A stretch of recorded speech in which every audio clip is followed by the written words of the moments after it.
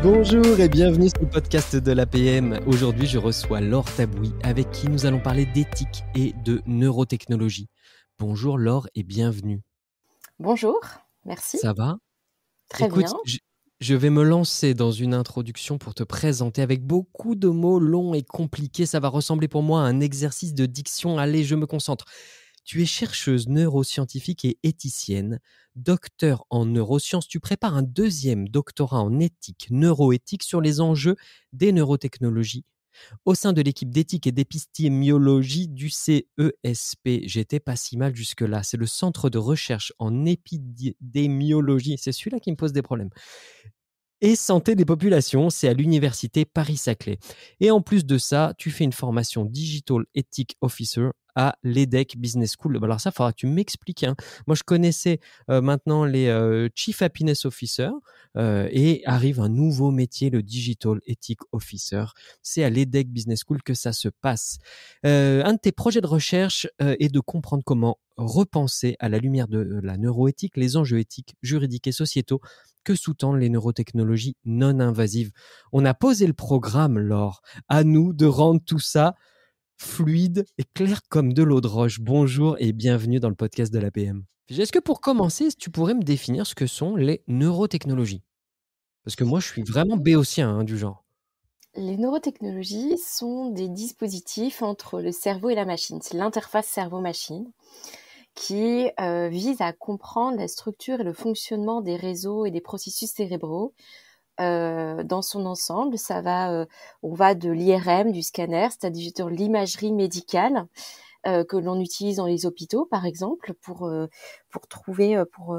visualiser en fait avec des images le fonctionnement et la structure du cerveau, jusqu'aux neurotechnologies non invasives, qui est jusqu'au casque, un peu ce qu'on a en casque Bose, des écouteurs, qui ont intégré dans leur système ce qu'on appelle des électroencéphalogrammes, des EEG, qui sont des dispositifs médicaux à la base et qui vont capter l'activité cérébrale qui vont aller capter les ondes cérébrales. Donc ce sont des dispositifs qui sont à l'interface entre le cerveau et la machine. Pourquoi la machine ? Parce que c'est la machine qui va prendre le relais, une intelligence artificielle, via des algorithmes qui vont traiter les informations que le casque a récupérées pour pouvoir ensuite peut-être répondre, intervenir par retour, ce qu'on appelle un neurofeedback, par retour pour, par exemple, leur finalité, ça va être de visualiser, décoder, surveiller, moduler un fonctionnement physiologique, comme par exemple le sommeil, ou alors l'anxiété, le stress, ou alors pathologique du cerveau, et le but va être de contrôler certaines fonctions cérébrales, ou alors de réparer quand il y a besoin de réparer. Donc là, c'est plutôt lorsqu'il y a une pathologie, on va aller trouver un équilibre pour pouvoir réparer, ou alors, et c'est là où il y a beaucoup d'interrogations, augmenter les capacités cognitives. Ça, c'est la différence entre l'homme réparé et l'homme augmenté. D'accord. Alors, les domaines d'application là aujourd'hui de tous ces dispositifs, c'est principalement le médical ? En tout cas, là, tout ce que tu Alors, me décris, ça a l'air d'être... non. Le médical est un pan qui est énorme, qui est l'application dans lequel la plupart des neurotechnologies s'engouffrent, parce que c'est plus simple, et puis parce que le médical, le thérapeutique est bordé au niveau des lois. D'accord. Ce sont des dispositifs dits médicaux, donc c'est vraiment très bordé au niveau des lois. Mais non, en fait, les applications peuvent être et sont de plus en plus bien-être, du gaming, du jeu, du Grand public neuromarketing, par aussi. exemple, du grand public. Et c'est là où moi j'interviens, parce que entre les finalités de bien-être et les finalités de médicaux, il y a un gap, il y a un trou, il y a un flou artistique, juridique et un trou juridique et éthique. Et c'est là où il faut que nous, les chercheurs, on intervienne pour qu'on puisse réfléchir à la manière dont on va border toutes ces applications qui arrivent dans le bien-être et dans le grand public. Parce que Parce que beaucoup de finalement, questions on est se posent. pardon, parce que finalement, on est au début de l'histoire. C'est ça? C'est des Exactement. technologies qui sont récentes? C'est quoi, une dizaine d'années, une quinzaine d'années? On est Alors, ce sont des technologies qui sont historiquement pas si récentes que ça, parce qu'elles sont, en vrai, dans l'histoire, elles viennent du début du XXe siècle. Donc, d'accord. en fait, c'est avec l'histoire des neurosciences. Elles arrivent par le biais de l'histoire des neurosciences. Les neurosciences avancent, donc ces neurotechnologies avancent parce qu'elles vont permettre de mieux comprendre le fonctionnement et la structure du cerveau. Donc c'est vraiment en lien avec l'histoire des neurosciences. Et les neurosciences ont commencé à arriver dans les années vraiment 50. Donc ces neurotechnologies, elles arrivent depuis vraiment les années 50, mais dans les laboratoires de recherche, pas dans le grand public. Mais vraiment dans le grand public, elles arrivent depuis une dizaine d'années, ouais. Ouais, D'accord, et toi, tu es chercheuse? On exactement. on on s'attendrait à ce que ce soit des philosophes qui s'emparent des débats éthiques, c'est les chercheurs? Alors, être un chercheur, c'est un métier, et c'est tout confondu. Il y a toutes les thématiques de recherche, Ah, autant sciences humaines que sciences exactes. Sciences exactes égale maths, physique, biologie, voilà, et puis sciences humaines, la philo, etc. Donc ça, mmh être chercheur, c'est toutes les thématiques confondues. Il y a OK. même des chercheurs en finance, en économie, en communication, donc tous les Donc il y a domaines des sont chercheurs en représentés. philosophie? Ou philosophie, c'est Exactement. OK. Ouais, ouais, Donc philosophie. alors on s'attendrait, je précise ma question, on s'attendrait à ce que ce soit des chercheurs en philosophie qui s'emparent des questions éthiques. Toi, tu es chercheuse Alors, neuroscientifique et éthicienne. exactement. Mon profil est un peu particulier parce que j'ai commencé ma carrière en tant que chercheuse en neurosciences. Pendant une quinzaine d'années, j'ai travaillé en ce que j'appelle en paillasse, c'est-à-dire j'ai travaillé sur des thématiques un peu autres qui sont les régulations génétiques, par exemple dans l'autisme, le rôle de l'intestin-cerveau, le microbiote dans l'autisme. J'ai fait ma thèse en neurosciences il y a 12 ans. Je l'ai soutenue il y a 12 ans, donc j'ai enseigné à la faculté. Je suis partie à l'étranger, je suis partie en Israël faire un postdoc, et je suis revenue. Donc j'ai un peu vécu ma vie de neuroscientifique en dehors du monde de l'éthique. Et puis en Mmh 2018, j'ai commencé à bifurquer de thématiques de carrière parce que c'était les états généraux de la loi bioéthique qui commençaient en 2018, que ça m'a beaucoup posé de questions personnellement et professionnellement, et que c'était le balbutiement de toutes ces questionnements-là dans les neurotechnologies, les neurosciences, et ça de façon un peu plus officielle.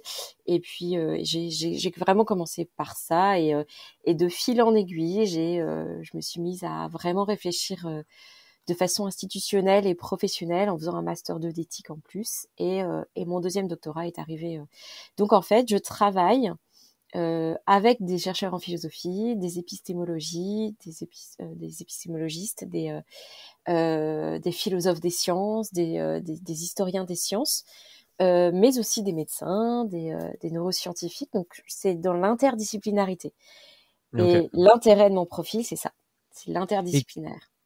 alors toutes ces disciplines-là, en ce moment, quel est le défi ou quels sont les défis majeurs qui vous empêchent de dormir, vous réveiller le matin ou vous passionnent quand vous vous retrouvez tous, dans on se retrouve où d'ailleurs, tiens, quand on est, toutes ces disciplines-là, Alors on va se retrouver, est-ce que vous avez un endroit secret? Dis-moi que vous avez un endroit secret pour vous retrouver. Alors on a effectivement un endroit un peu à nous dans l'équipe. Mon équipe de recherche, qui est l'équipe d'éthique rattachée à l'université de Paris-Saclay, c'est également l'espace éthique de l'Île-de-France.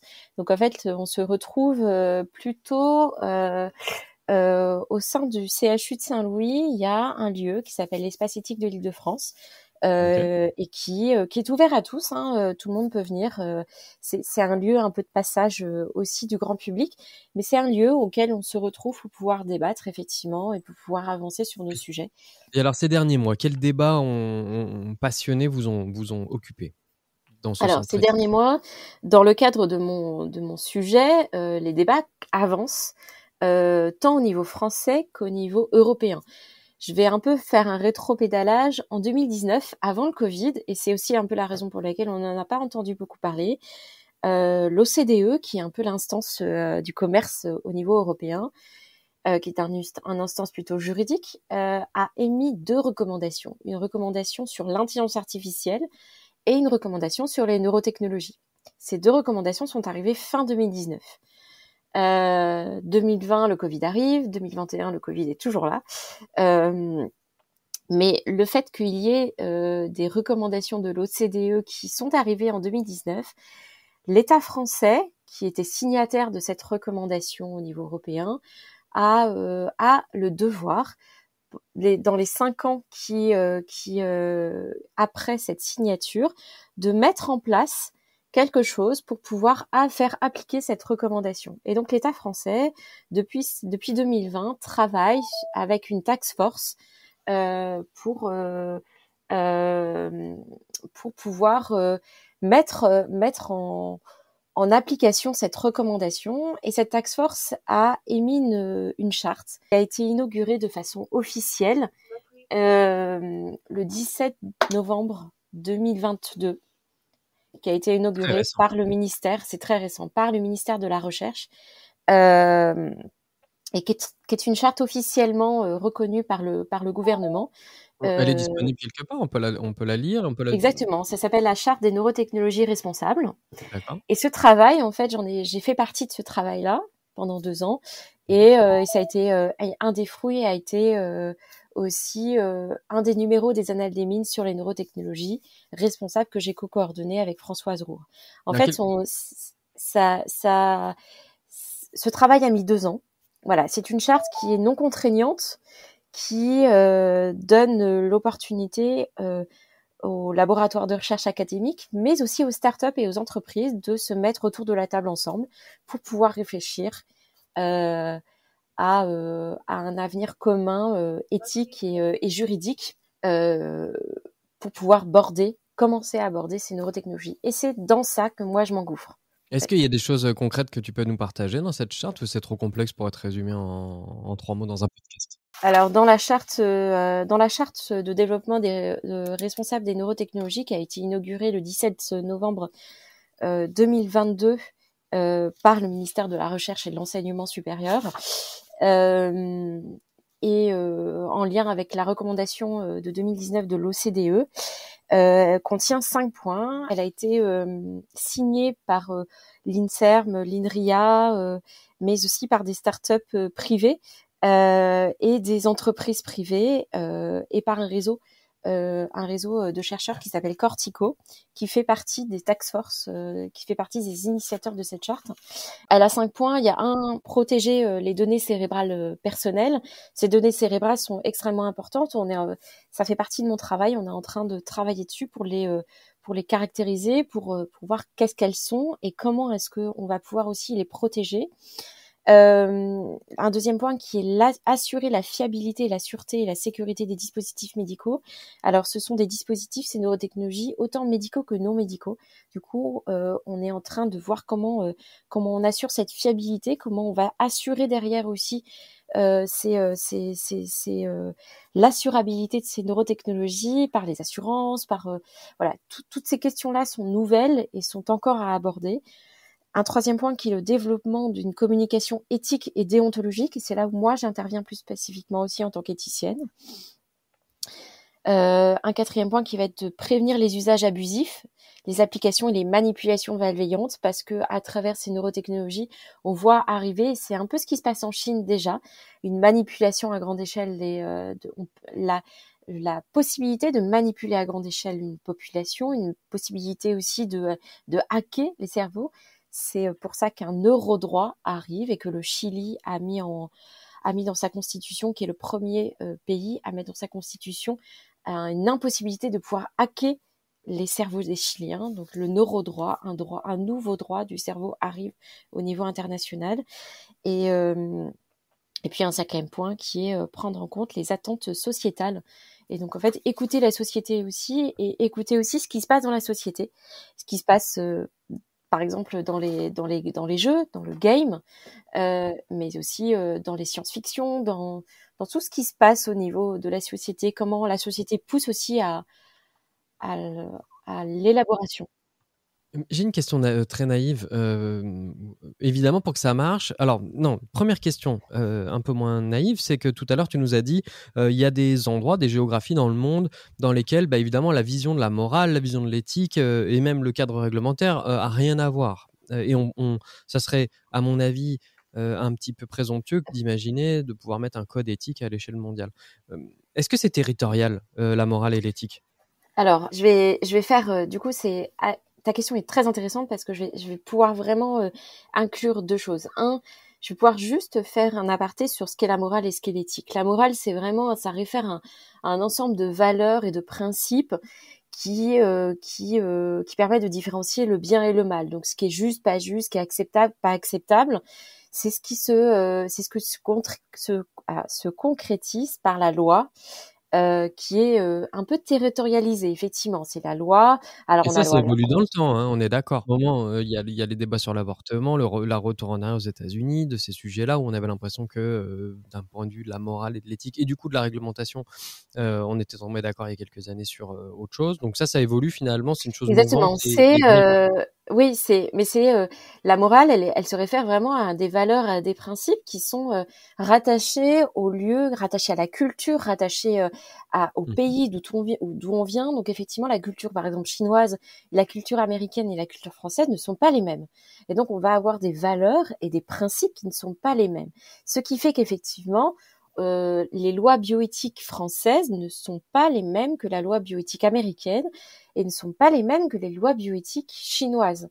Ce qui fait que, effectivement, un code d'éthique et de bioéthique international semble assez complexe. Peut-être qu'un jour on y arrivera, mais aujourd'hui, à l'état des choses, les cultures ne sont vraiment pas les mêmes. Et ça, c'est rattaché à la culture. La morale et l'éthique sont rattachées aux cultures et aux valeurs des pays d'où elles viennent, des pays où elles sont ancrées. Euh, mais la morale, on va se référencer elle va se concrétiser par la loi. L'éthique, c'est quant à elle, c'est pas un ensemble de valeurs ou de principes en particulier. C'est rattaché aux valeurs et aux principes du pays et de la culture d'où on vient, mais il va s'agir d'une réflexion argumentée en vue du bien d'agir. Et c'est aussi pour ça que les lois bioéthiques, par exemple en France, et que la loi bioéthique, la loi éthique, elles sont mouvantes. C'est vraiment une discipline qui est mouvante. Elle ouvre un espace de réflexion. Elle va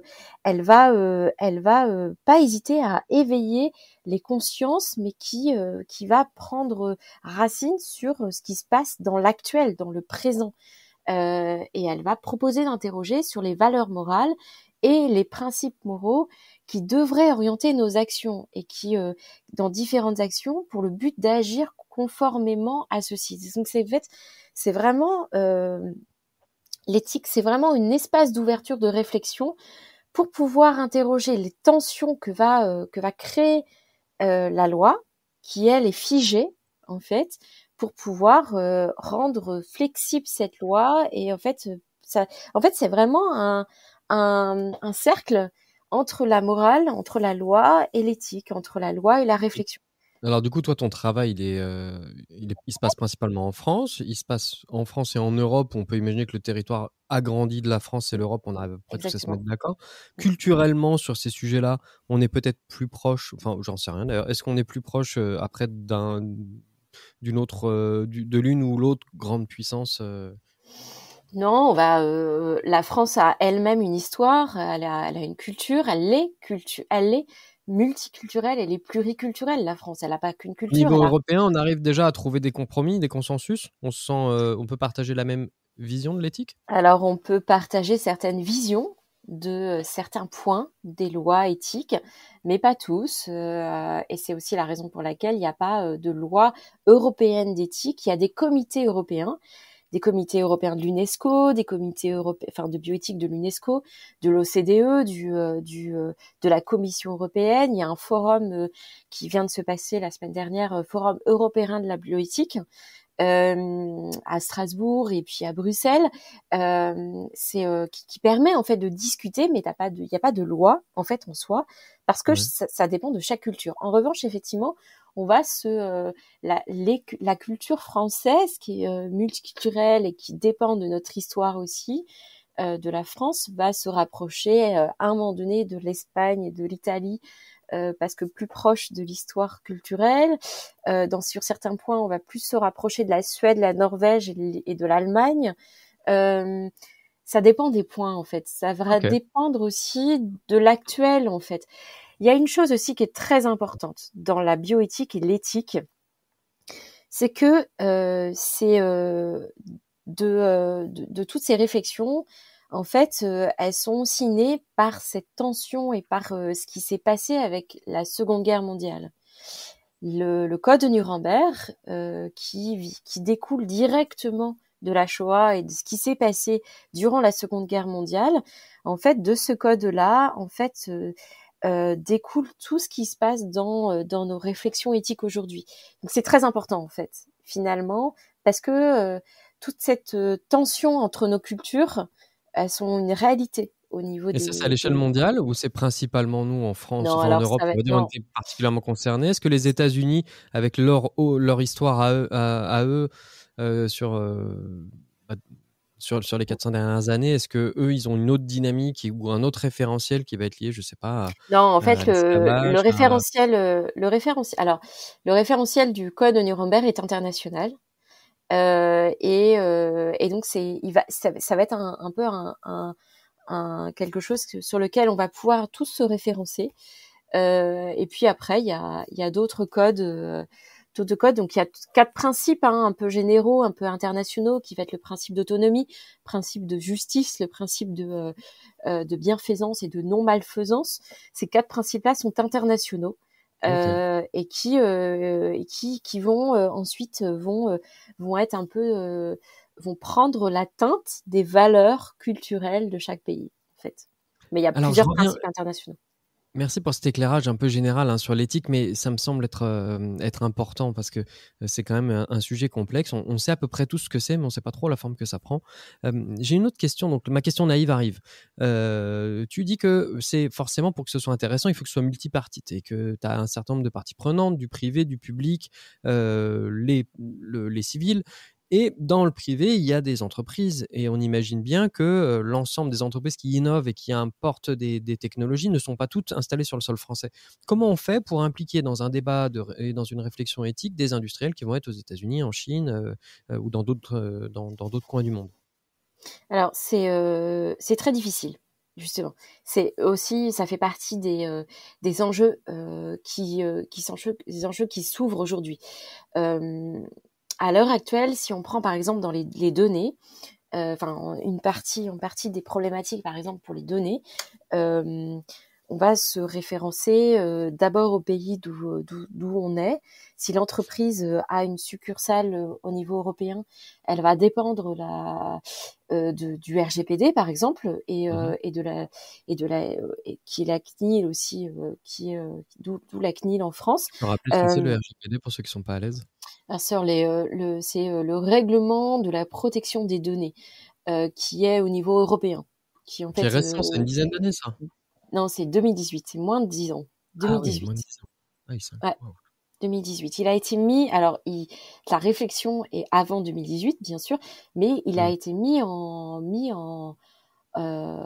a été mis en place, enfin vraiment officiellement en 2018. Donc Très très ça a récent. contraint les entreprises à se mettre très rapidement en fait en loi avec ça.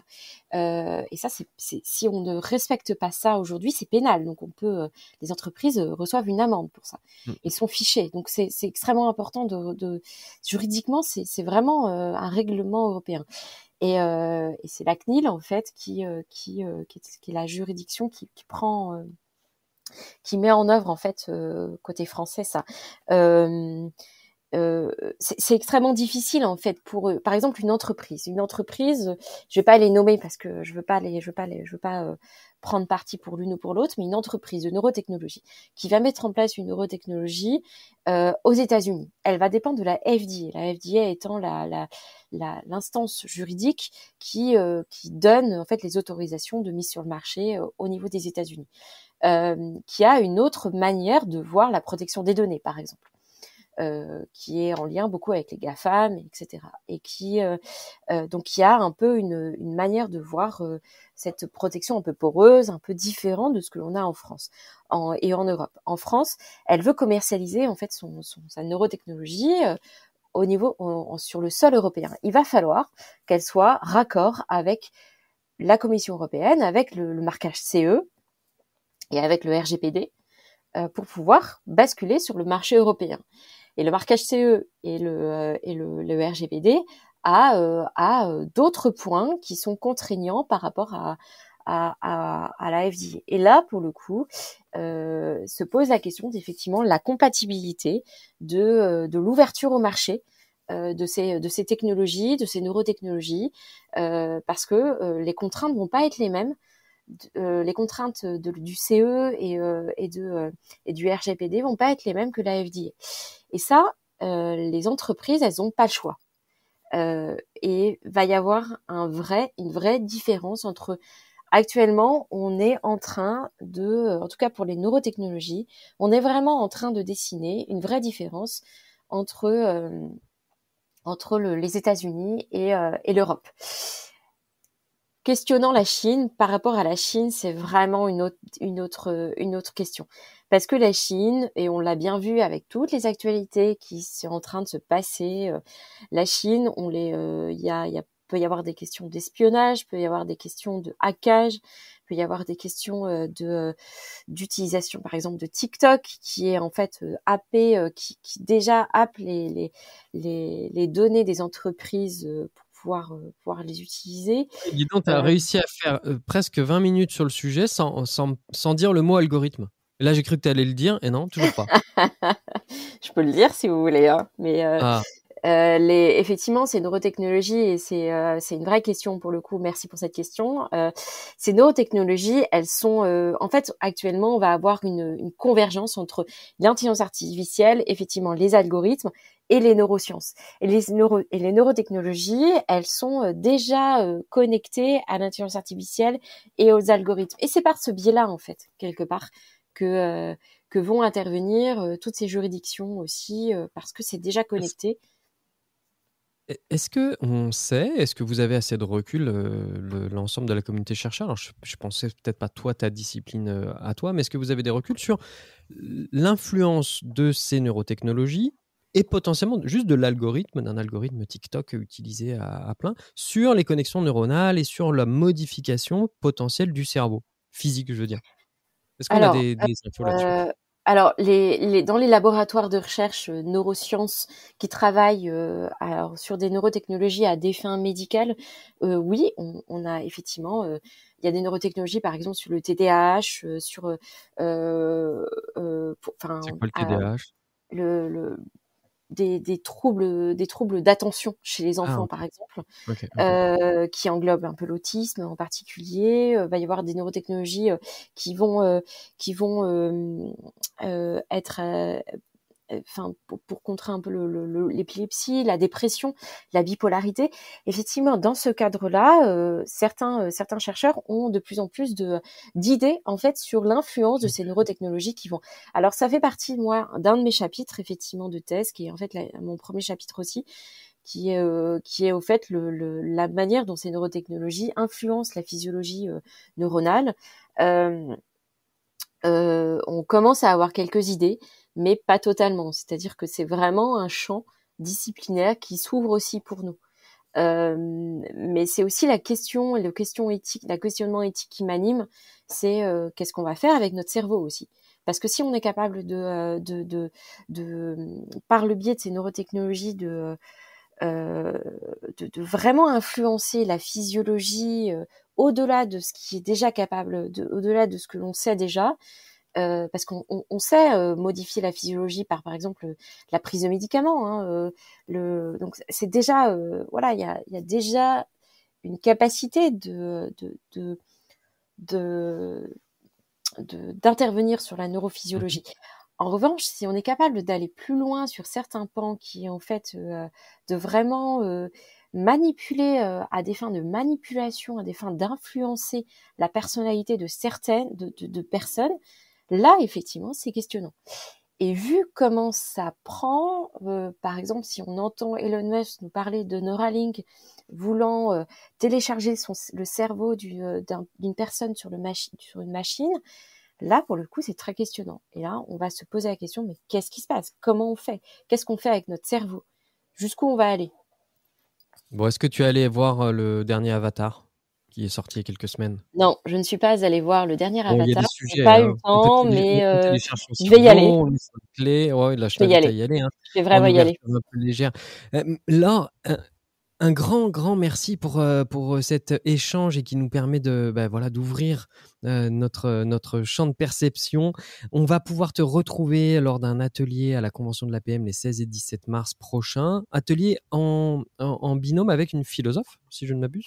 Oui, Karine, Karine. qui est plutôt axée sur les applications au niveau entreprise. Alors c'est vrai D'accord. on va travailler toutes les deux sur la notion d'éthique des données en faisant travailler notre salle, en les interpellant sur leur propre protection des données, sur leur propre signification des données, sur la propre signification de leurs données, ce qu'ils font de leurs données. Donc ça va être un atelier très interactif auquel on va impliquer les 250 personnes qui seront en face de nous, parce que ça va être un vrai échange de salles. Je vais aussi intervenir le lendemain sur la question avec Nathalie, sur la question plutôt d'avatar dans le métaverse. C'est plutôt là une controverse. Donc on va avoir on est deux figures un peu différentes auxquelles on peut être largement d'accord l'une et l'autre, mais là, on va s'appliquer à faire une Ça va débattre. controverse. Ça va Voilà, ça débattre. va Ça va débattre. débattre sec. Bon, et ben Laure, pour tous les passionnés d'éthique, tous les gens qui sont curieux, qui ont envie de s'éveiller, qui ont envie de creuser, qui ont envie de comprendre aussi les ponts qu'on peut faire avec le monde de l'entreprise, on se donne Exactement. rendez-vous à Nantes.